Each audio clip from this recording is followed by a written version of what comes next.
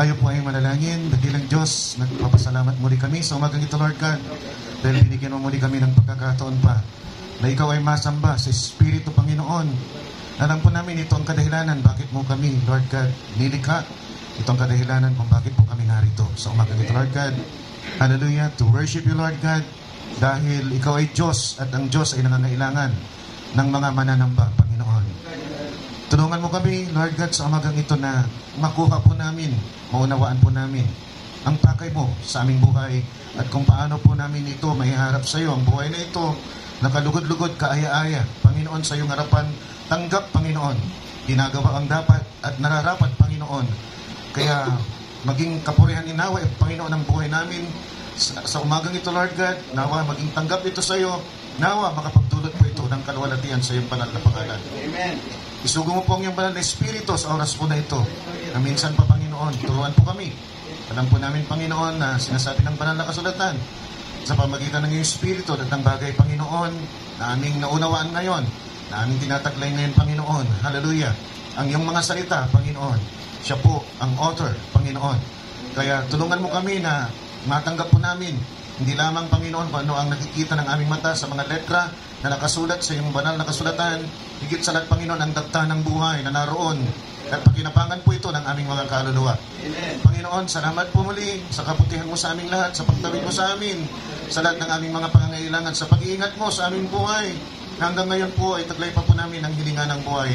Salamat po, Panginoon, sa bawat pagpapalang mo na hindi mabilang, Panginoon, ng patuloy mo yung ginagawad sa bawat isa sa amin. Katunayan na kami nakatayo pa hanggang sa oras na ito, Panginoon. Hallelujah. Ito, Panginoon, is testamento ito ng kabutihan mo, ng biyaya mo sa aming lahat, Panginoon.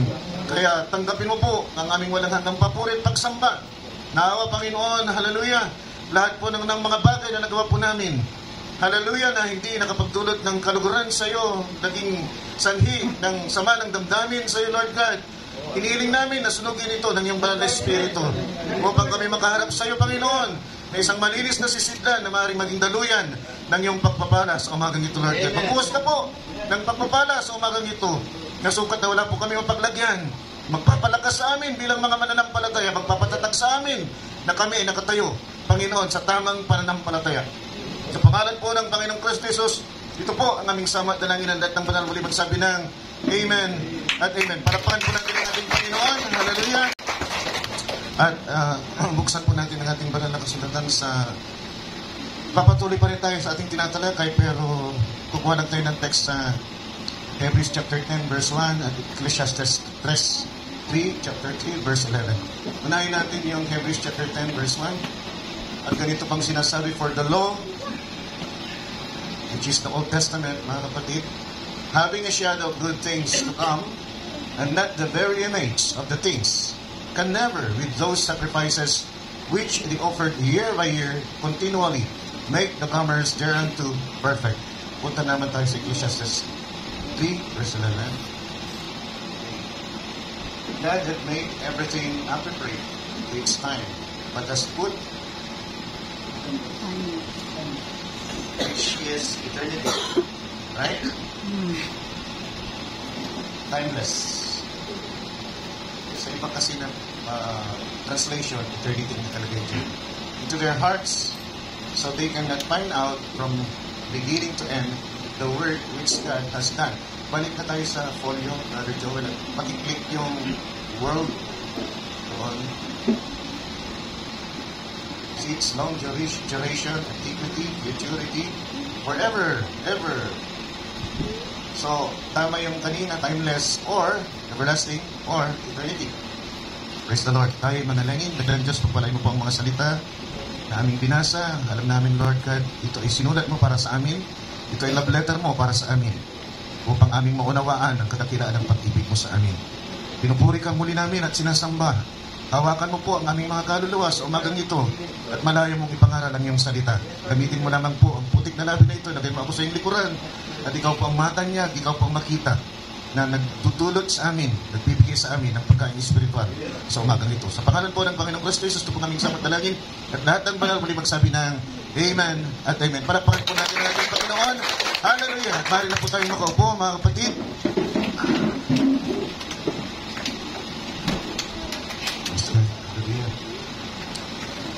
Magpapatuloy pa tayo sa ating tinatalakay, mga kapatid, pero nakakita sa unang tatlong tanong, which is valid. Alam ko, siguro, nag-design ko na kay Brother Ken para tanong niya ito. Nakita natin na ang anino ay, mga kapatid, nagpapakita ng dati na darating, the real picture, mga kapatid, the real image. So kung ginamit natin ang anino at hindi lumapat, mga kapatid, ito, sa kaganapan, hindi problema. Hindi natin ito magagamit na patayan ang ating pananampalataya, di ba? Useless. So, kailangan bawat ginagamit natin na anino, mga kapatid, dapat na dapat ito, dapat na dapat dito yung kaganapan. Yung ating tinatalakay, pinapansin ba kayo na hindi dapat? Ako, meron. Meron. At valid yung tanong, mga kapatid. Kasi, tinitignan natin, mga kapatid, yung journey of the Israelites. Doon sa paglabas nila sa Egypto, ang shadow na makikita natin ay may dalawang katuparan. Una, mga kapatid, rapture. Kung titignan natin ay yung naghihintay sila ng hudyat at sila ilalabas at sila nagmamadali. Mga kapatid, it's urgent to them. Hindi nila yung message na labas na kayo. Pero, on the other hand, makikita rin natin yung unang baitan ng biyaya ng Diyos, justification. Mga kapatid, kung saan sila inalabas, mga kapatid ng Diyos at sila idinala, mga kapatid sa baptism doon sa Red Sea. So, makikita natin doon sa tatlong baitan ng ating pananampalataya, mga kapatid, nilabas din tayo ng ating Panginoon sa sanlibutan at tayo dinala, mga kapatid, tinuro tayo sa Mark 16:16, nasabi doon siya na sumasampalataya at magpabautismo ay maliligtas. So, doon sa Jordan naman, iba naman ang makikita natin. Ang makikita naman natin dito, nung tumawid sila, hindi ito rapture. Okay? So, tingnan natin. Watch carefully. Kasi may makikita natin tayo dito na seemingly inconsistent. Pagtawid nila, mga kapatid, tumutong sila doon sa isang bahagi ng promised land na tinatawag na Gilgal. Okay, kung titignan natin, ilalapat natin ito sa katuparan, mga kapatid, yung Gilgal, since it's the part of the whole inheritance, mga kapatid, ang ibinigay naman sa atin, mga kapatid, nung tayo namatay sa ating mga sarili, ang ibinigay ay ang Banal na Espiritu Santo upang may sulat ang kanyang banal na kalooban sa ating mga puso at matuli yung maruming bagay, pagganasan ng ating mga puso at dalhin tayo sa bautismo sa Espiritu Santo, mga kapatid. So, yun yung proseso. One is happening at Gilgal, yung shadow. One is happening in our journey on this earth. Susundan natin. Then comes the Passover, still at Gilgal. Sundan ninyo maigit ito kasi meron dito kayo makikita inconsistency. Still at Gilgal. The circumcision happened at Gilgal. The Passover happened at Gilgal. Sa katuparan, the baptism of the Holy Spirit happened as we journey through the land. Supposedly here on earth. But the wedding supper happened there. May nagbago ba ng kalalagayan? May nagbago bang kalalagayan? One is on earth, the other is in glory. But the shadow shows us, mga kapatid, that it did not change. It happened all, the two events, at Gilgal. Nasusundan mo natin. Kung nagbago yung platform, mga kapatid, where the events, mga kapatid, happen, kasi doon sa shadow, hindi nagbago yung platform. It remained at Gilgal. And it is the earnest. So yung Holy Spirit, sabi ng banal na kasulatan, ay earnested. At kung ito, mga kapatid, natanggap natin yung buong proseso, dinaanan natin, we receive the baptism of the Holy Spirit, mga kapatid, at ang na-receive natin ay earnest of our inheritance. Kasi nagbibigay ito ng confirmation, pinapakita sa atin yung bagay na ating tatanggapin na buong. Pero yung wedding supper, hindi dito magaganap. Ito magaganap. Inconsistency. Seemingly. Kasi yung shadow parang sa Gilgal. Pero yung katuparan, parang dito yung naganap yung isa, dito yung naganap yung isa. Hindi pantay. Right? Tama? Kaya nga tinanong ako, mga kapatid, parang it doesn't add up, sabi. Kasi kung sumunod sa shadow yung katuparan, dapat parehas. Yung platform. Dito naganap, mga kapatid, yung baptism of the Holy Ghost, dito rin dapat naganap, yung wedding supper. But hindi na. Magkaiba. So ang pangalawa, mga kapatid, ang tanong,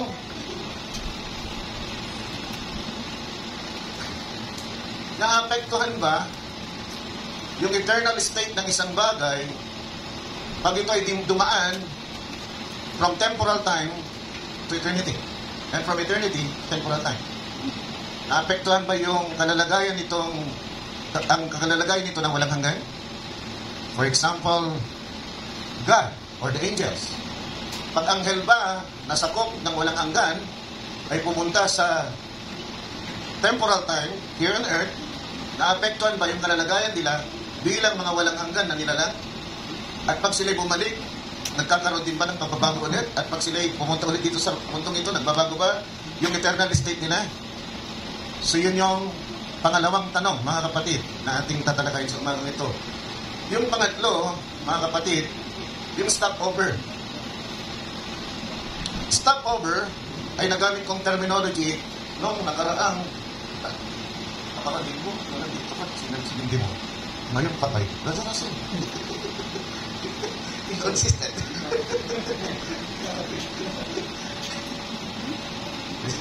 Naramdaman ko lang pinalisan ako. The stopover is a temporary pause. A very, very short pause. Kung sa Tagalog, saglit na paghinto.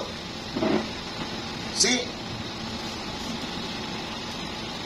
From here on earth, pumunta ka doon sa kalwalatian. Anong kalalagayan sa kalwalatian? Eternal. Especially at the Father's house, where God is abiding. Yun ang abode ng Father. Therefore, ang meron doon, nasasakop yun ng kawalang hanggan.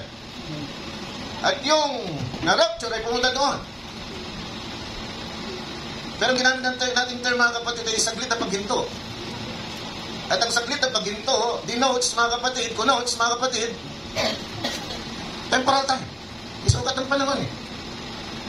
So, pwede ba yung sukat ng panahon dadaan sa kawalan? Ang ganda sana, kung yun to, nagtatanong ako, no? Nabuti hindi kung yan to. Di ba, yun yung tatlo na ating natalagayin sa umagang ito, mga kapatid. It's a valid question, mga kapatid. At sa totoo lang, nung natanggap ko ito, ako rin, malinaw kasi sa akin, pero hindi ko alam paliwanag. Pero binigay din ng Panginoon yung paliwanag, mga kapatid. Kasi you look, watch this carefully, mga kapatid. Totoo nga na, nung sila dumating doon sa Jordan, mga kapatid, doon na lang tayo mag-umpisa. Huwag na tayong bumalik pa.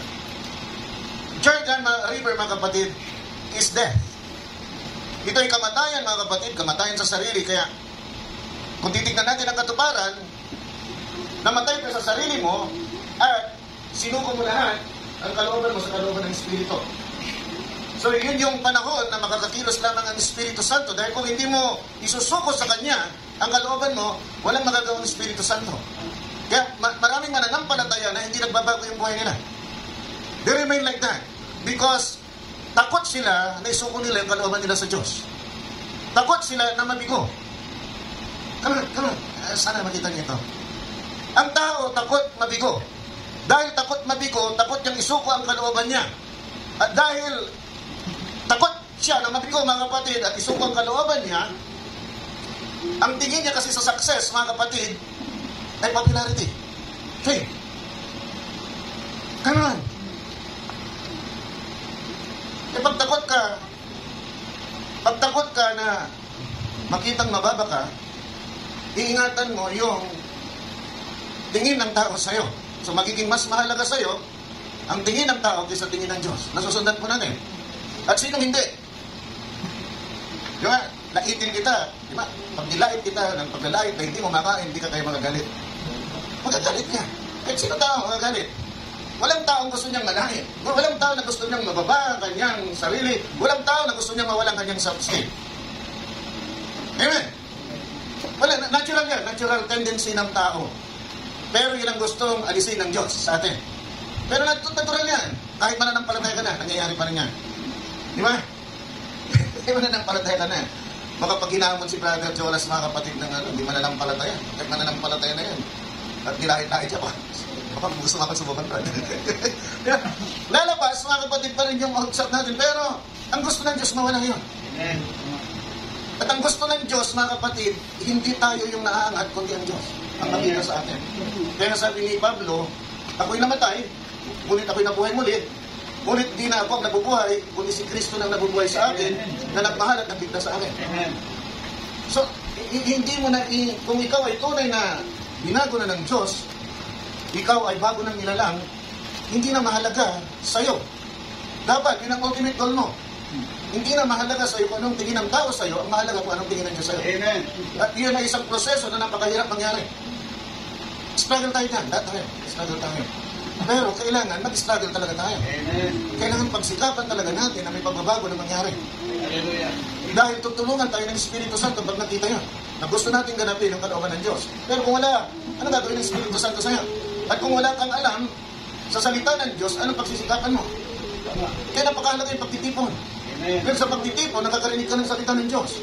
At ang salita ng Diyos, nasa iyo yung desisyon kung pakikinggan mo ito, kung ipapabuhay mo ito, o babaliwalain mo.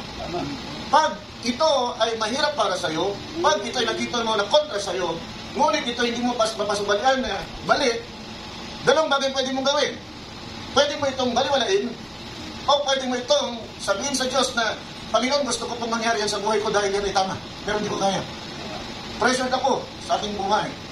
Ako'y napapalimutan ng mga pangyayari na hinahadlangan ako para maganap yan sa buhay ko. Pero gusto kong maganap yan sa buhay ko. Yeah. Dahil yan ay totoo at yan ang hinahanap mo at yan ang magdadala sa akin sa kalwalatian. Kaya tulungan mo ako.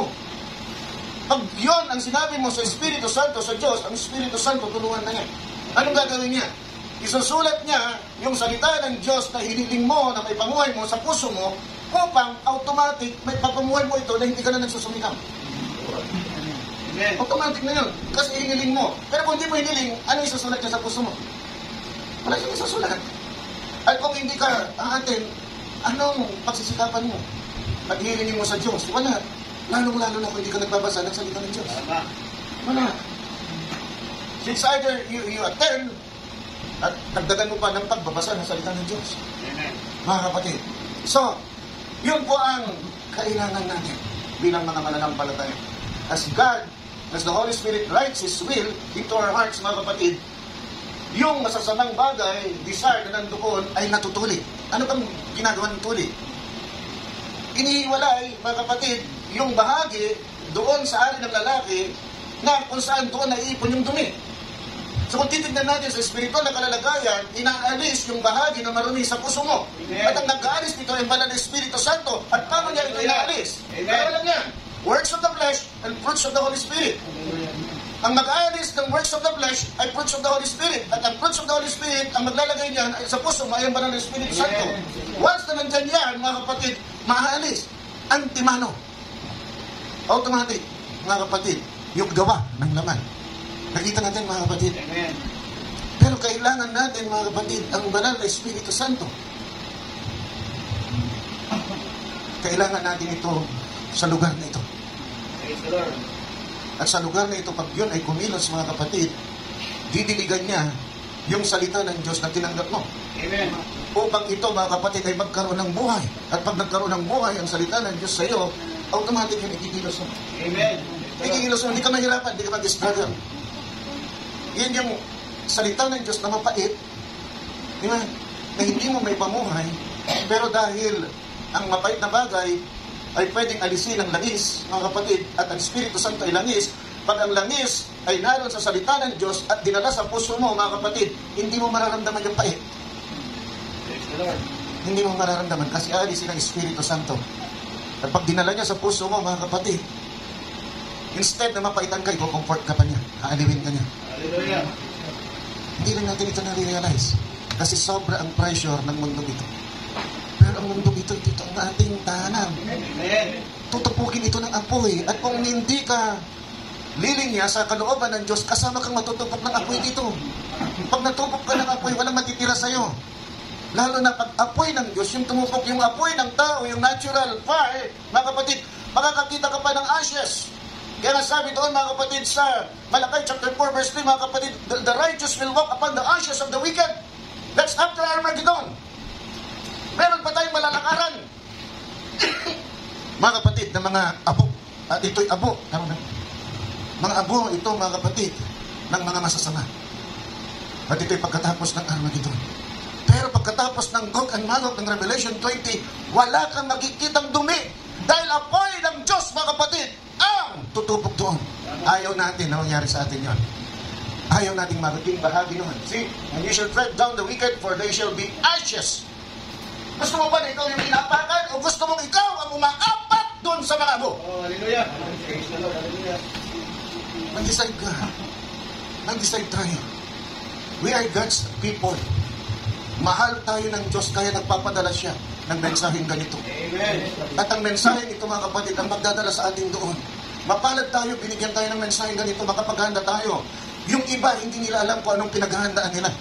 Tayo, klarong-klaro kung ano yung paghahanda na hinihingi sa atin ng Diyos. Ito yun.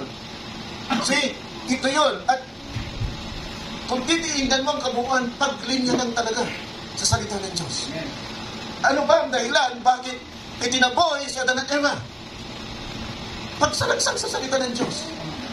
Nawala yung buhay na walang hanggan nila. So ano yung papasok? Para pumasok ka ulit at magkaroon ka ulit ng buhay na walang hanggan. Tuparin mo ang salita ng Diyos. Nakita ninyo mga kapatid, ano yung kinagdadaan? That's why we need the help, the Holy Spirit. Kung walang banal na Espiritu Santo, di natin yung magaganap kailanman. Pero kung may banal na Espiritu Santo tayo, yun ang tutulong sa atin. Una, alisin yung maruming bahagi ng ating puso. Pangalawa, isusulat niya na kung anong kalooban ng Diyos sa ating mga puso. At kung tayo malinis na, nais na natin ang kalooban ng Diyos, mananahan na sa atin, hindi na ito alis, tatatakan na tayo hanggang sa araw ng ating katubusan. So, balik tayo sa platform.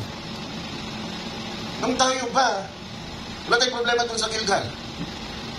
Kitang-kita natin yung earnest, Gilgal is an earnest, at nangyayari yung circumcision doon sa Gilgal, hindi nagbago, at nangyari yung Passover doon, hindi nagbago. Sa katuparan, nagbago ba? Maraming tumatakbo sa aking isipan, hindi ko alam paano ko ito iahahain sa inyo. Pero sabay-sabay sa oras na ito, sabay-sabay mga kapatid. Pero unahin ko na yung kaluluwa. Sabi ng ating mensahero, ang ating kaluluwa ay eternal. May ibig sabihin eternal. Nakita niyo yung binasa natin sa Ecclesiastes 3:11. We put eternity in our hearts. Nakita niyo yan? At sabi natin mensahero, kung meron nagay man na eternal sa atin ay yung ating kaluluwa. Nasusunod pa natin, yung eternal state ng kaluluwa mo, kailanman di magbabago. Pero itong katawan mo at spirito mo, pwede. Okay? I'll give you an example. Ang isang sasakyan, meron itong motor, meron itong gulong, meron itong accessories, meron itong dalawa. Alisin mo lahat ng bahagi ng car, hindi na ba andar yung motor? Correct. See? Andar pa rin yung motor. Pero it was not designed without the body. Pero it will never stop running. Pag pinandar mo yung motor, aandar. Hindi ka nagtatakbo dahil wala siyang katawan. Can you see it? Yun ang talalagay ng ating kaluluwa. Ang ating kaluluwa ay may eternal state. Pero it was designed to have a body, soul, and spirit. Come on. At syempre, yung walang hanggan doon sa isang kalangitan, yung theophany. Masira man yung mga katawan, yung katawan mo, mamatay ka man, di ba? Pero yung kaluluwa, namamatay ba? Kailangan, hindi namamatay yung kaluluwa. Pero yung katawan mo, pwedeng mamatay. Yung spirito mo, pwedeng mawala sa'yo. Pero yung kaluluwa mo, mga kapatid, iyan, sabi ng Diyos, all souls are mine. Ezekiel 18:4, di ba? Sabi ng ating Panginoon, all souls are mine. Kung lahat ng kaluluwa ay Kanya, nakadugtong sa Kanya, mga kapatid, kung ang Diyos ay eternal, yung kaluluwa ay eternal na yan. So, nandun tayo. We're looking at the platform. Ngayon, sabi ng Ephesians chapter 2, verse 5, Brother Joel, we're quickened by the 5, 4, 5, 6. Na kahit nung tayo masasama pa, tayo patay sa kasalanan, sabi mga kapatid, tayo ay sa pamagitan ng pagmamahal ng Diyos, tayo binahan. At tayo ay binuhay, mga kapatid, sa pamagitan ng Espiritu Santo kay Kristo Jesus. Kanapat, pagpansinin niyo yun. At pagkatapos tayong buhayin muli, mga kapatid, tayo ay nakaupo na saan? Sa sangkalangitan. When you were baptized, is your soul, mga kapatid, remain here on earth o nandun na? Wala na rito. Ang nandito yung katawan mo. Pero yung kaluluwa mo, mga kapatid, kung tunay ka na na-born again, mga kapatid, it's already sitting in heavenly places. So ang tanong, may nagbago ba dun sa platform? Walang nagbago. Because when you were born again in the spirit, not in the flesh. The platform is the earnest. The earnest in the shadow is Gilgal. The earnest, mga kapatid, in the fulfillment is the Holy Spirit. Who gives you the circumcision? The Holy Spirit. Saan naganap yung circumcision mo? In the Spirit. Saan magaganap, mga kapatid? Yung Passover, yung wedding supper, yung piging ng kasalan, saan magaganap? In the spiritual realm. May nagbago ba doon sa platform? Wala. Come on, may nagbago ba? Seemingly, meron. Pero kung tutuusin, walang nagbago. Kasi nangyayari yung circumcision mo, mga kapatid, sa kalalagayan spiritual. Hindi sa kalalagayan natural. Kung sa kalalagayan natural, dito sa mundong ito nangyayari. Di ba? So sasabihin mo, oy, may pagbabago. Siya ay nabaptize in the Holy Spirit sa mundo at nung siya nag-take ng Passover, the wedding supper, sa kalangitan. Pero kung titignan mo sa kalalagayan na ang platform ay yung earnest, mga kapatid, nandoon ka na sa spiritual realm, mga kapatid, nung ikaw ay nabaptize, kaya sabi, we are sitting in heavenly places. Mga kapatid, at nung ikaw ay nag-Passover, ng wedding supper, sa piging ng kasalanan ng kordero ng Diyos, nandun ka pa rin sa spiritual realm. Di pagbabago ng platform. Naman, wala. Right? Walang nagbago. Kaya yung anino, consistent dun sa katuparan. Hindi tayo pwedeng mag-alala na, di ba? Kung minsan sa bilis na ako'y nagpipreach, mga kapatid, Okay na ko po sa inyo, mahalat ako agad yan. Kasi ako mismo, habang nag-preach ako, nahalat ako yung sarili ko. Ninalaktawan ako. Sabi ko, babalikan ko, pero hindi ko na babalikan. Hanggang sabi nagtanong. Kami nagtanong, di pwede, hindi ko na ito, mga kapatid, sagutin. Hindi naabot sa communion. Kaya kailangan ngayon na. Pero tandaan nyo rin, baka matanong sa communion. Kasi walang nagbago doon sa platform. Wala rin nagbago doon sa Gilgal. See, staging area yung Gilgal, staging area, mga kapatid. Hallelujah. Yung earnest. Nasusundan po natin, mga kapatid. Saan nangyari yung rapture? Di ba? Saan nangyari yung rapture sa katuparan? Nangyari silently in between circumcision and Passover, unending summer. Kasi hindi ka pwedeng mararapture na hindi ka nasa-circumcise. Come on. At hindi ka pwedeng mag-take ng Passover kung hindi ka nasa-circumcise. So hindi pwedeng hindi ka na-circumcise in heart, na-baptize in the Holy Ghost, mga kapatid, at magpa-participate ka doon sa wedding supper. Nasusundan po natin, mga kapatid. Lapat? Lapat? O hindi? Kasi meron na masusunod na tanong. Bakit sinabi natin nung nakaraan linggo pa stopover? Bakit yung nung nag-rapture, nag-stopover? At kung yung stopover ay saglit ng panahon, so bisukat ng panahon yun. Pero, namaya yun, bisukat ng panahon yun, at duman ito sa walang hanggan. Pwede ba yun?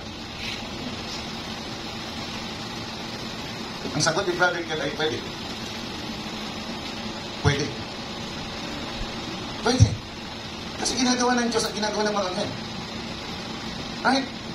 Pumunta dito sa Gabriel, mga kapatid, mula sa eternity, nasa eternal state siya, bumaba siya, kinuusap si Maria, bumalik doon sa kalangitan, na bago ba yung eternal state ng anghel?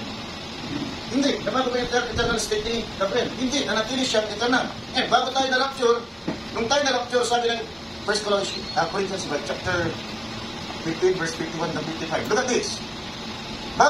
Pagdating ng rapture, magkakaroon din tayo ng eternal state. Look at that. 51 and 55, right? 51 muna. Behold, I show you a mystery. We shall not all sleep, but we shall all be changed. In a moment, in the twinkling of an eye, and the last trump, for the trumpet shall sound, and the dead shall be raised incorruptible, and we shall be changed. For this incorruptible must put on incorruption, and this mortal must put on immortality. So when this corruptible shall have put on incorruption, and this mortal shall have put on immortality, then shall be brought to pass the saying that is written, death is swallowed in victory. So pagdating ng rapture, you are changed from being a mortal to immortal. And immortal lives without end.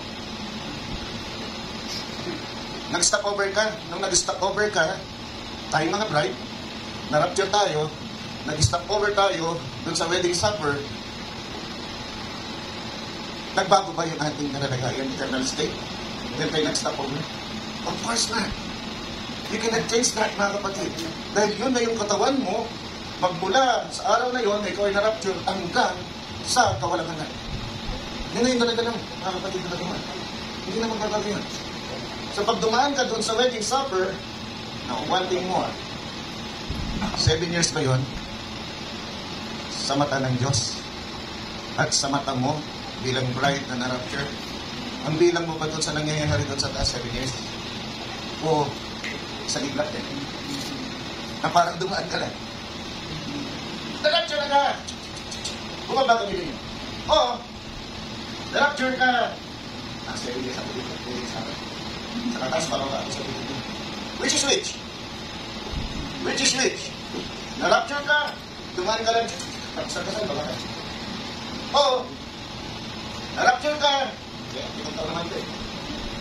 Isipin mo na ako kasi pinunta naman, bago ko isa. Tapos bababa ka ng ibig. Which is which?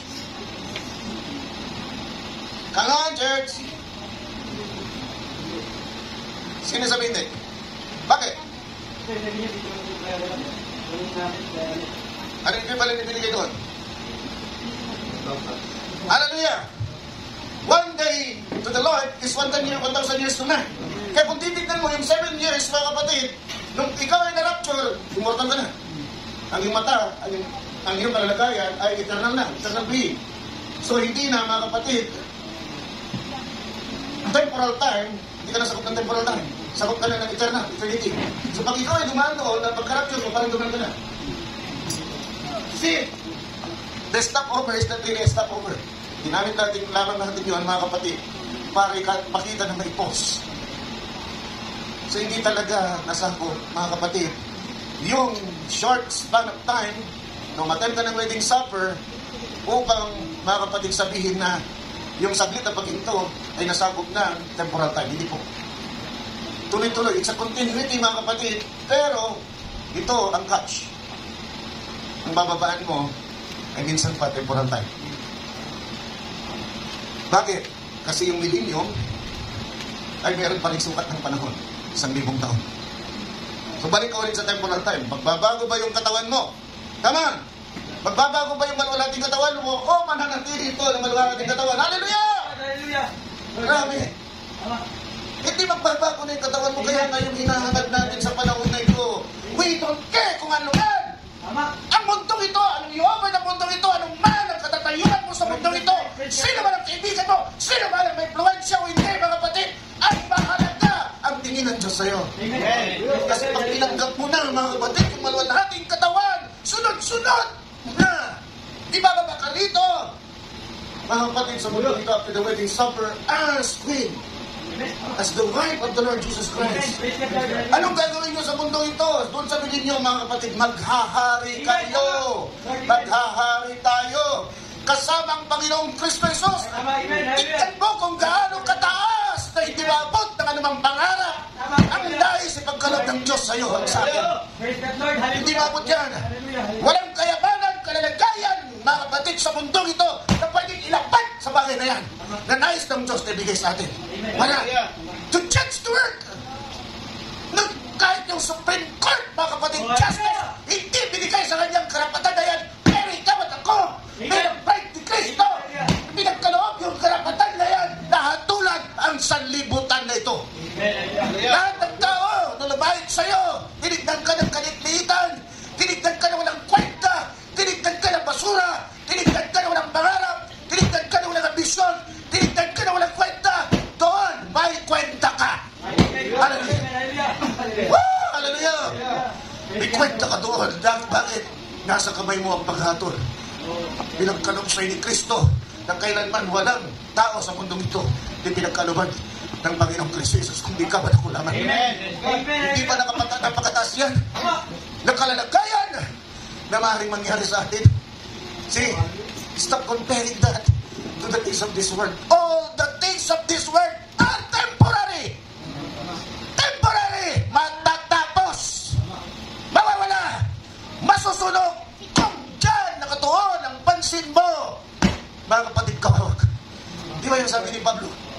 Kung yung sa mga bagay na mundong ito ka lamang nakatuon, ikaw ang pinakakawawa, sabi ni Pablo. Di ba? Ikaw ang pinakakawawa na tao sa mundong ito. Sana makita natin yung mga kapatid.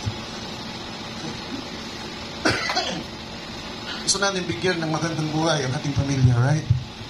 Walang tao na. Ipagkakait niya yan sa kanyang pamilya. Gusto natin. Pero always examine, mga kapatid, your motives. Anong motibo mo?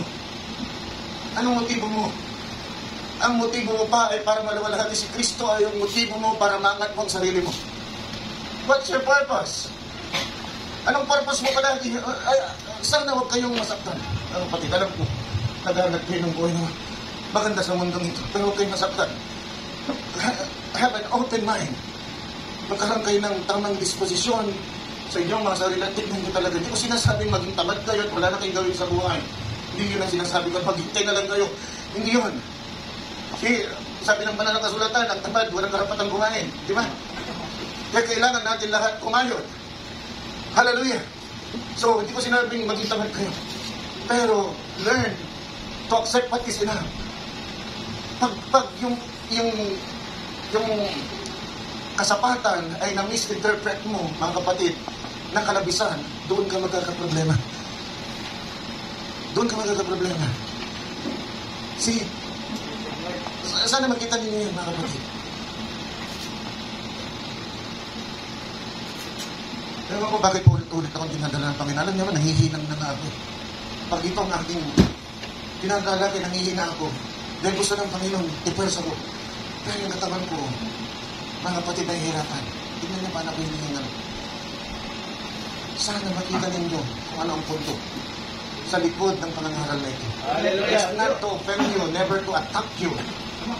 Pero para bigyan kayo, mga kapatid, ng pananaw higit sa nakikita ninyo. Lahat tayo biktima niyan. Biktima tayo talaga. Wala tayong biktima ng worldly things. Lahat tayo biktima. Pero ang mahalaga dito ay yung hindi ka ginagapos dito. Sino sa atin ang ayaw kung minsan makakain ng masarap? Sino sa atin ang kuminsan gustong magbakasyon? Sino sa atin ang kuminsan gustong, mga kapatid, pumunta sa mga kaibigan? Sino sa atin ang ayaw, mga kapatid, ng masarap na pagkain? But kung ito na yung iniikutan ng buhay mo at ayaw mo na umalis dyan, then ang tingin mo pag nawala yan, kung kang kawawa, mga kapatid, dyan umiikot yung buhay mo, yan na lang ang alam mo, na kaligayahan, doon na dumadating yung pagkakamali. Ang kagalakan mo ay si Kristo. Huwag mo ipagpapalit yan. See, the joy of the Lord is my strength. Amen. Kaya sa lahat ng pagkakataon, kung nagagalak ka sa Panginoon, sisiguraduhin ng Diyos na palaging may kalakasan ka. Amen. Na makapagpatuloy sa buhay kahit anuman ang dumadating. Nararanasan mong hirap, bighati, kalumbayan, mga kapatid. Makakapagpatuloy ka pa rin dahil ang Panginoon ang iyong kagalakan at ang kagalakan sa Panginoon ay kalakasan. Amen. See,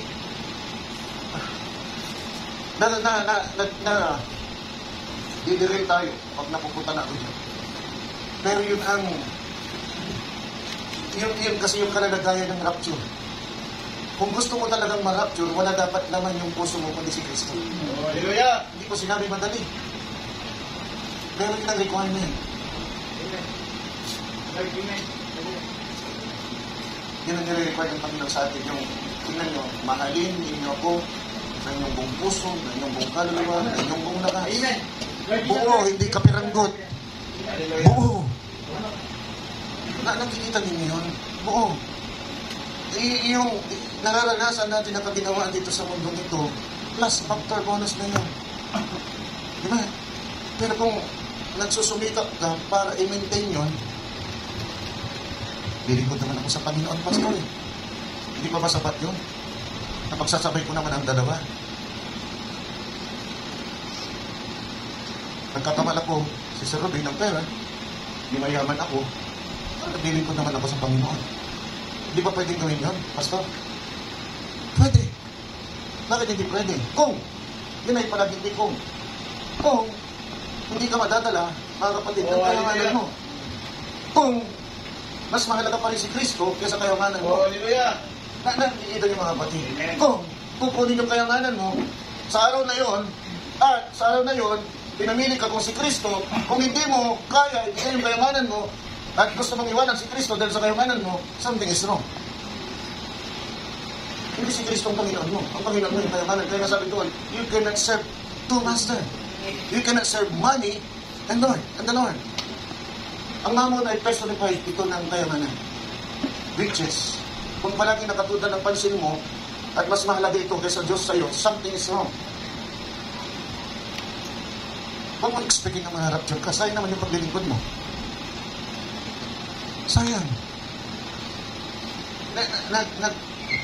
Nag-invest ka na.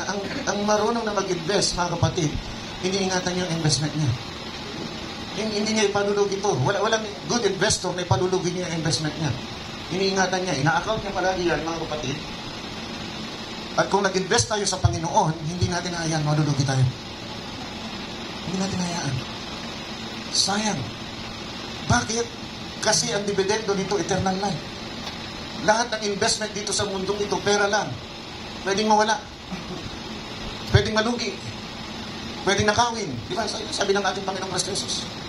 Mag-ipon tayo ng kayamanan sa langit, hindi tayo kayamanan dito sa lupa, nananakaw at pwedeng sirain. Sabi ng ating Panginoon, ang ipunin niyo yung kayamanan sa sangkalangitan. So paano yun? Tingnan niyo yung priorities ninyo sa buhay. There's so many priorities, mga kapatid. Sa mag-asawa, anong priorities ng mag-asawa? Nung kayo kinasal, anong gusto niyo na mangyari? Agad. Tapos, dito na doon, hindi mo minto doon, di ba? Aking minamahal. Pag ako ay pinakasalan mo, ibibigay ko sa iyo ang lupang bituin. Pipinasin ko ito isa-isa. Sa iyong paanan. Sagutin mo lamang ako. At pag sinagot ka, ano mangyayari mga kapatid? Nasa iyong mga bituin at langit na sinasabi mo. Yung may bigay. Pero gagawin mo mga kapatid, magsusubigap ka, siyempre, ang tama yung sabi ng Brother Kel, bigyan na maganda. Pero bago yan, magkakasal pa lamang, yun nangyari na. Di ba? Kasi yun ang unang-una na kailangan na mag-asawa. Tama? Oh, wala. Ayun yung anak. Sino ayaw ng anak dito? Ito sa kamay. Sabi ko, kasi ka nga kamay. Wala ko tato sa ibig sabihin ng gusto na. Di ba? Yun ang priorities natin. Buhayin mo yung pamilya mo, magkaroon ka ng anak. Bakit? Kasi kahit sa lumang tipan, yun ang bili ng Diyos. Kaya na nagkaroon ng 7 asawa yung widow, di ba? Kasi, batas sa lumang tipan, mga kapatid, na pag yung kuya mo hindi nagkaanak doon sa kanyang asawa at namatay, kailangan asawahin ito ng pangalawa, yung susunod. Kasi hindi pwedeng mawalan ng pangalan. Kailangan hindi maputol yung pangalan ng kuya mo. Kailangan magpapatuloy ito. Hindi pwedeng mapura yun. So kailangan asawahin ito ng kapatid mo, ng kapilito mo, upang magkaroon ng anak yung kuya mo. Kaya sa natural, ganun din tayo. Yun ang priorities natin. And every woman, mga kapatid, meron itong desire to become a mother. Diba? Si Sarah, nag-desire ka na gusto mo magkaroon ng anak. Yun ang priorities natin. Why?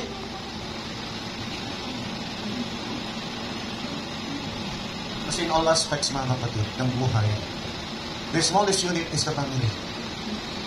Kahit sa government, mga kapatid, kung hindi mo naranasan nagkaroon ng pamilya, mahirap kang magpatakbo ng isang lugar. Kasi yun yung constituent mo, yung pamilya mo. If you have that experience having, mga kapatid, kaya na, hindi nga yung priority. Check yung priorities. Check yung priorities na sa buhay mo. Kahingin na yan. Because you will not live eternally. At pag tumanda kayo, walang maaalala sa inyo. Expectin nyo, mga kamag-anak ninyo. We don't have that heart. Anak mo nga, kung minsan, itatakwil kayo. Diba dito? Anak mo kung minsan, itatakwil ka. Kamag-anak mo pa, yung nangasahan mo na mag-aalaga sa'yo. Ay, di ba? May pera ko. Hindi, kuha na lang ako ng ano. Huwag ko na lang sa sister test kasi marunong naman mag-caregiver. Caregiver tayo, sister test. Pero iba'y maruga. Mahirap na taruga ako, ilagan po tatay ko. Magbububo. O magbubugas ng puwet. O, isang nagdiri ka. Ako nagugas ng puwet ng tatay ko. Kasi hindi na makatiwas. Hirap siya, hindi na makabend. Ako pagbubukas siya, Gil, sabi niya. Later on, nakahanap ako ng solusyon. Jake, doon ka naman tulog kilolo. Hindi na hirap ng tatay ko, baka tangalan niya. Ganyan na. Nasubukan yan. Natapos magpupo si Lolo, pugasan yung puwet, di ba? Walang bidito sa ano, kay Lolo. Yung ano, wala. So tabo, sabon. Sabon, tabo. Di ba? Hindi kayo lakad. Mukhang di nyo pa nasubukan. Di ba? Wala na contest. Wala contest. Ganun na. Mga kapatid. Sino magtatagal noon? Lalo na matanda ka lang. Isipin ninyo yan, mga kapatid. Isipin ninyo, kumonsulta kayo, kung may problema kayo, sumunod kayo sa doktor. Magtanong kayo ng alternative, paano kayo magkaroon ng sibling. Right? Pero even hindi lumabas sa'yo, kung minahal mo, mamahalin ka rin. Nagtoda-toda. Paano kayo magsabi?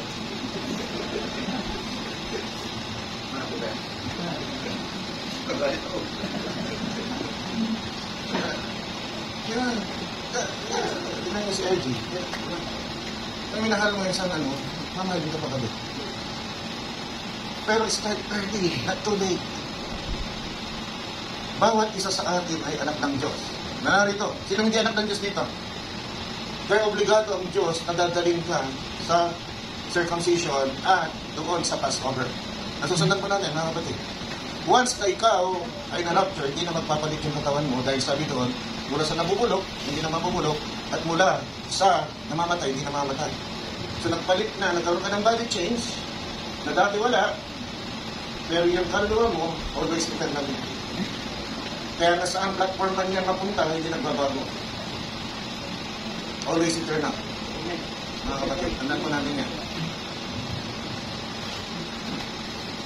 Pagbaba mo doon sa milenyo, mga kapatid, sasakupin ka ulit ng temporal na. Bago yun, mga kapatid, yung gagawin ng Captain of the Cross, ang makikita namin. Ano yung gagawin ng Captain of the Cross? Sabi mga kapatid ng ating banal na kasulatan, yung tinanong ni Joshua, mga kapatid, kung ikaw ay kakampi namin, kung nagkakampi ng Canaanites, sabi niya hindi, pero ako ay Captain of the Cross. Ibig sabihin, siyang magtitimon ng lahat ng nilikha ng Diyos. Pagkita ng Hornets, brother Yoran, kasi hindi natin nakita yung nakaraan, nakita natin yung pagbukas ng lupa. Hornets sa aklat ng Deuteronomy. Joshua 24, verse 12 ba? Pagkitignan nyo. 24 to 13. Tama? Hornets to. Ito sa Amorites. Pero ano? Okay. And I sent hornet before you, which drave them out from before you, even the two kings of the Amorites, but not with thy sword, nor with thy bow. And I have given you. Pwede bang madasay ng konti, brother Joe? And you went over Jordan and came unto Jericho, and the men of Jericho fought against you, the Amorites, and the Perizzites, and the Canaanites, and the Hittites, and the Girgasites, and the Hivites, and the Jebusites, and I delivered them into your hands. Sino nagpaglaman? Panginoon, sa iyong Captain of the Host. At yung Captain of the Host, nasa kanyang ilalim lahat ng kapangyarihan, pati yung mga likha na tulad ng putakte. Pero nyo sabi dito, pinadala ko yung putakte bago kayo upang itaboy yung mga Amoreo. Hindi ang nagtaboy yung mga Israelita. Ang nagtaboy doon sa mga Amoreo na mga Canaanites ay mga putakte. Kanon! Kung ang Diyos mo, mga kapatid, na sinasamba ay ginawa mo, tagatimon ng buhay mo, mga kapatid, lahat ng likha ng Diyos, mga kapatid, ay nasa ilalim ng kanyang pagtitimon na pwede niyang gamitin para tulungan ka. Para tulungan ka. Binukay niya yung lupa. Ginamit niya yun. Gumamit siya ng putakte. Tinapon niya Moreo. Nagpaulan siya, mga kapatid, ng malalaking bato para patayin yung nakalaban ng Israel. Sino nakikipagbaka? Dapat ang Israel. Pero sino talaga mo yung nakikipagbaka? Ang Diyos. Kaya sabi doon, mga kapatid, yung Captain of the Host yung magtitimon. Pati yung Captain, mga kapatid, ng Host of Israel, nagpasakot doon sa Captain of the Host ng Diyos. Nasusundan po natin. Kasi yun ang gusto niyang gawin. At once na in-invade, mga kapatid, ng Israel, listen to this carefully, kasi namiss natin ng konti to, pero kasama ito last week, dapat. Once na in-invade ng Israel ang Canaan, ano ang kalapat na gagawin ng Diyos dapat? Other than invading Canaan. Let's go back. Sino si Canaan? Si Ham. Okay, si Ham yung nagkasala. Mga kapatid, sa tatlong magkakapatid, si Ham yung nagkasala, pero bago siya, mga kapatid, nagkasala, blenes ng Diyos yung tatlong magkakapatid. At sabi ng banal na kasulatan, anuman na blenes ng Diyos, hindi pwedeng i-curse. Nung nagkasala, mga kapatid, si Ham, laban sa kanyang amang Noah, hindi masumpa ng Diyos si Ham. Sinong sinumpa niya? Yung next in line. Yung unang panganay na anak ni Ham. Sino yun? Si Canaan. At yung Canaan na yun, yung ibibigay na lupang pinangako ng Diyos sa Israel. How absurd. Di ba? Kaya kailangan itaboy lahat yung mga nananahan doon. Dahil kung hindi, mananatiling meron itong sumpa. Can you see the reason? At ang Amorites, mga kapatid, ang Canaanites, ang Amorites ay bahagi ng Canaan. They are citizens of Canaan. At sabi ng Diyos, mga kapatid, kayo ay magiging bihag ng isang bansa, ang Egypt, for 400 years because the iniquity of the Amorites are not yet full. Pero nang in-invade nila, mga kapatid, yung Israel, yung Canaan, full na ba yung iniquity ng Canaan? That's a very reason kaya nila inatake. Kaya nila inatake, in-invade ang Israel because God is about to judge Canaan, the Amorites. Tama? So dalawa yung bagay, to judge and to invade and to wage war. Tingnan natin kung ano gagawin ng lang, Brother Joel. 19, Revelation. Tingnan natin kung dapat na. So anong gagawin ng Captain of the Host? Bilang Diyos na nasa immortal sa katauhan ng Captain of the Host, to judge and to wage war. So anong gagawin ng lang? Take note ito ay pagkatapos ng wedding supper. At yung ginawa rin ng Captain of the Host ay pagkatapos ng Passover. And I saw heaven open, and behold, the white horse, and he that sat upon him was called Faithful and True and Righteous, and he that judge and make war. Hallelujah! Lapad ba? Lapad! Kailan magyayari yan? Pagkatapos ng wedding supper. Kailan magyayari, mga kapatid, yung pakikipagbaka ng Captain of the Host? Pagkatapos ng Passover. It's very silent ang Biblia. Pero pag nakita natin yung lapad na masyado, purihin ang Panginoon. Alam natin, mga kapatid, na tinuturuan tayo sa oras na ito ng Maraming Espiritu Santo. Purihin ang Panginoon. Grabe lapad. Hindi natin na-appreciate masyado ng linggo, di ba? Pero ngayon, mga kapatid, na-appreciate natin. Yun ang reason kung bakit i-invade, mga kapatid. The fullness of the Amorites.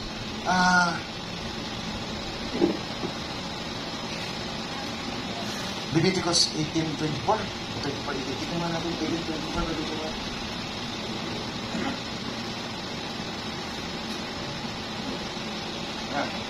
Defile not yourself in any of these things, for in all these the nations. What nation is that? The Canaan.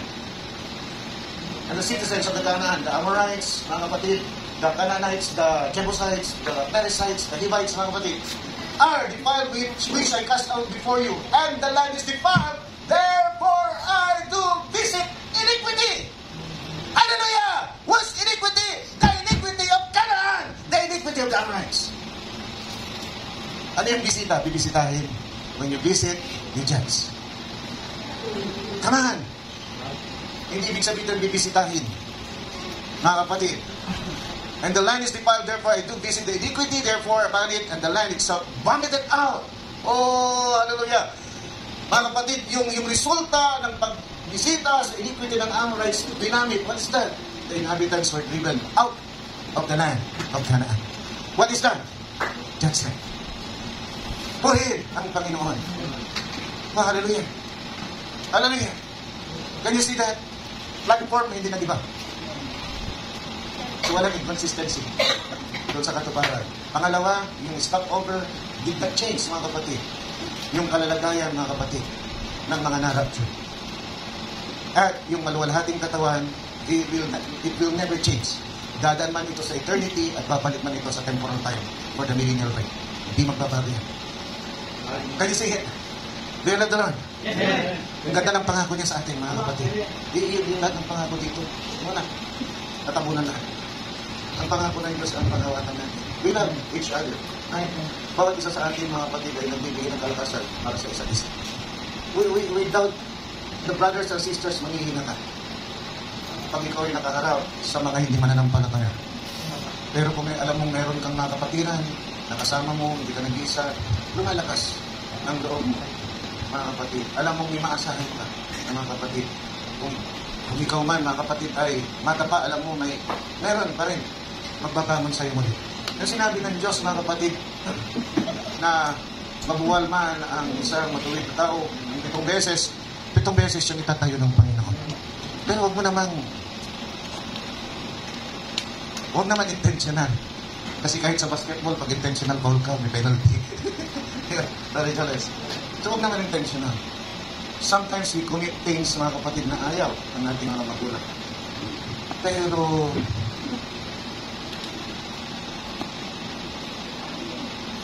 alam ninyo, utang na loob natin sa magulang natin ang ating buhay. Kung wala ang ating magulang, wala tayo.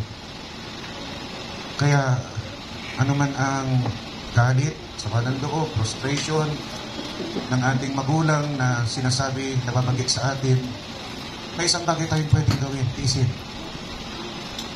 Tiisin natin ito at pakita natin na mahal natin sila. Dahil meron itong pagpapala. In the natural and in the spiritual. When you love your parents, mga kapatid, bibigyan ka ng mahabang buhay ng Diyos. At pagpapalait ka sa buhay. Ayaw mo yon? Ako gusto ko yun. Alam ko naman, mayroong magsalit yung mga talaga. So sana magtulong-tulong tayo na ito na yung panahon. Hindi na bukas, hindi pa kailanman. We should strive to finish the work, mga kapatid. Huwag na natin hayaan pa. Sa mga nakalipas, mga kapatid, maraming ginawang kaaway para mamuwag. Gusto buwagin ng church na ito. Pero ngayon, wala nang dahilan. Nasa kami na natin lahat. Amen. Na umunlad, mga kapatid, at tapusin ang ating mga lakbayin. Maglingkod lang tayo ng maayos sa Panginoon. Buong katapatan, patuloy tayong pakakainin ng Panginoon. See, once there is hunger in your hearts, mga kapatid, ang Diyos magpapakain. Amen. Tingnan ninyo yung inaagasan ng dugo, mga kapatid, na babae. Sabi niya, mahawakan ko lamang yung laylayan ng damit ng Panginoon. See, hindi na personal na hiningi niya na dumalo yung kapangyarihan ng Diyos. Yung pagnanasa lamang niya, na kahit man lang yung laylayan ng damit ng Panginoon ay mahawakan niya, nakahubot na siya ng kagalingan, ng kapangyarihan mula sa ating Panginoon. If our thirst is like that, isipin na lang ninyo, gaanong pagpapala ang ipagkakaloob ng Diyos sa atin, mga kapatid. And remember, we have a great ministry ahead of us.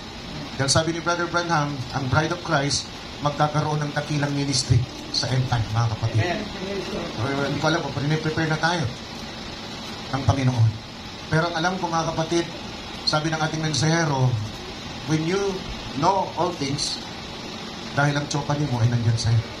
So kung palapit ng palapit yung tsopani natin, which is the reason kaya magkakaroon ng rapture for the living, mga kapatid, magkakaroon na, tuloy-tuloy tayong magkakaroon ng revelation, progressive revelation. Hanggang sa maging malinaw na. Tandaan po natin, sabi ni Pablo, lalahanin natin, na bagamat nakikita na natin yung kabuuan ng ating mamanahin, pero malabo pa rin. Tila baga tumitingin tayo sa malabong salamin. So may nakalitan pa doon. Gusto natin ay makita natin ang buong liwanag. Amen. Pero because of the earnest, tandaan po natin yan, yung tila malabo ay parang maliwanag na rin. Kaya hindi tayo nag-aalala na baka mali. So mayroon mga ibang kaparaanan ng Diyos, itong type and shadow. When we look at the type and shadow, at ito'y lapat na lapat din alam natin, yung bagay na darating, ayun na na. Amen. Purihin ang Panginoon. Amen. Hallelujah. See you there. Amen. See you there. Sana lahat tayo.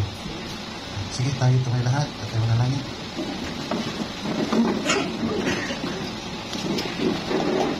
Panginoon, minsan pa nagpapasalamat po kami sa kabutihan mo sa aming lahat. Salamat sa ipinakita mo, O Diyos, sa umagang ito. Nagagalat ang aming mga puso dahil hindi po namin ito makakain pag kami po ay nasa denomination, Lord God.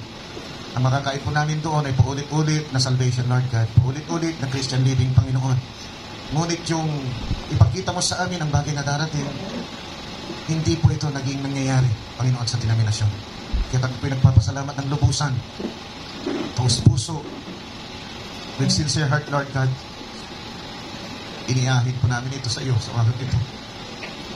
Dahil napakabuti mo sa amin. Hindi po kami tanyag na church, hindi po kami hindi napapansin kung tutusin. Pero ibinibigay mong pagkain sa amin, Panginoon, labis-labis. Labis-labis, Panginoon, ang binibigay mo sa amin. Sometimes we cannot contain it, Lord God.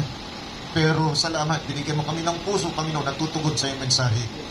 Salamat, Panginoon, dahil nahirapan man kami, Lord God, na tuparin lahat ng mga sinasabi mo sa amin na dapat mangyari sa aming buhay. Pero tinutulungan mo naman kami na maganap ito, Lord God. Salamat sa mga iniaaral mo sa amin. Kung di mo kami binibigyan, ang lingkod, Panginoon, ng mga pagkaing spiritual, wala ko ipapangaral, Lord God. Salamat sa mga panalangin ng aking mga kapatid na ako ay huwag dapuan ng anumang sakit, na ako ay bigyan ng magandang kalusugan. Salamat sa mga panalangin na yan. Dahil kung minsan talagang minararamdaman ang iyong pastor. Pero dahil siguro sa mga panalangin ninyo, ako'y nakaka-recover, mga kapatid. Kaya patuloy lang na magpanalanginan tayo sa isa't isa. Salamat, dinala sa pagtugon ng Panginoon kay Brother GM. Narito siya upang sumamba, Panginoon, sa ating Panginoon. Naway tuloy-tuloy na po ito. Tulungan mo po siya, Panginoon. It's a time of trouble, Lord God, sa buhay niya, Panginoon. Nasa edad siya, Panginoon, na nagsasearch siya ng kanyang identity. Kaya tulungan mo po siya, Panginoon, na masumpungan niya kung anong identity dapat. Yung kanyang tayuan, nawang makita niya yung identity na ma-associate, Panginoon, makikilala siya bilang lingkod mo, bilang mananampalataya sa Panginoong Kristo Jesus. Tulungan mo rin ang iba pa rito, Panginoon, na maaring hindi ako aware na meron din silang mga kinakaharap na mga problema. Lord God, maaring sila, Panginoon, ay nasasadlak din, Panginoon, sa kalituhan, sa kahirapan, Panginoon, sa pagpupursigi na may taguyod ang kanilang mga buhay. Pero ikaw ay nangako na hindi mo kami pababayaan at hindi mo kami iiwanan. Gagawa ka at gagawa ng paraan para kaming magkakapatid sa pananampalataya, Lord God, ay magdadamayan. Kaming mga magkakapatid sa pananampalataya, Panginoon, ay magmamahalan. Kaya hinihiling namin sa oras na ito na bigkisin mo kami ng pagmamahal na hindi kayang kalagan, Panginoon, ng kaaway. Yes, Lord. Bigkisin mo kami ng pagmamahal na buong higpit mararamdaman namin na kami po ay minamahal at nagmamahal. Sa pangalan po ng Panginoong Kristo Jesus, ito po kaming sama dalangin at lahat ng banal muli magsabi ng Amen at Amen. Palakpakan po natin ang ating Panginoon at tinatawagan ko na po si Brother Kel para isara natin gawain.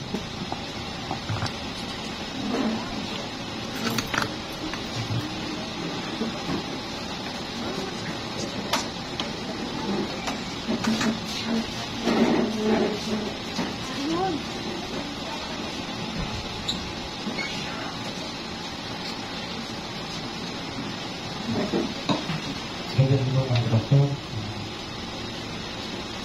Nagkibawit na kawitin mga bakit. Maraming sa inalan. Maraming sa aking pagkawa. Nagkibawit na kawitin mga bakit. Maraming sa inalan. Maraming sa aking pagkawa. Kawitin natin yung mga father flag. AUX mode.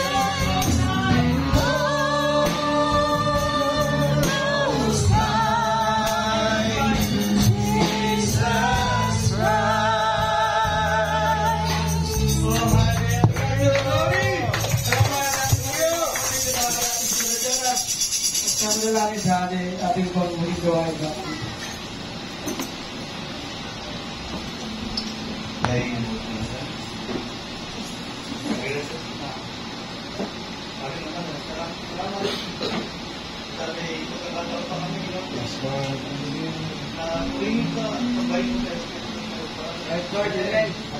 Lord, praise God, Lord. Hallelujah. Lord, wala pa ang taas ng aming mga kamay, ang biyang ng aming mga kahit ang Yes, Lord. kauntihan na laging ginagawad sa amin. Amen. Salamat, Lord, sa lahat ng iyo, sa mga pagkain na inihain mo sa aming mga mesa, sa mga kagalingan sa aming mga Yes, kama, Lord. at sa lahat ng aspecto ng aming buhay na may pangangailangan na pinuntunan mo. Salamat, Lord. Yes, Pero, Lord. walang kailangan na pagkaluto ko ang nais ang puso ng bawat isa, Lord, yan, buwan ng mga bata, ang mga bata. Yes, Lord. Na iadalangin ko lang yun na ang magiging magiging na mula sa bahay sa bahay ko at iadala ng isang ta. Yes, Lord. At ang mga gano'n ko na ang mga nila ng mga buhay. Sige ko ito. Salamat sa mga talaga sa mga sa mga nawalon kami pagpunta ng pag-iway-way sa bahay sa bahay ko. Sulit lang po kami. Sulit po kami sa gawa ng tapakan na nagkamalulak ng gawin kami sa aming mga pagkakadalang tahanan. Kanyata ko, aming paglalakay sa itong ibabaw ito. Maraming po kami sa lupa. Yes, Lord. Hallelujah. Wala akong kalukuyan, wala kayang pinakasaan. Pangalan ni Kristo. Ito po kami. Amen. Amen. Amen. Ito po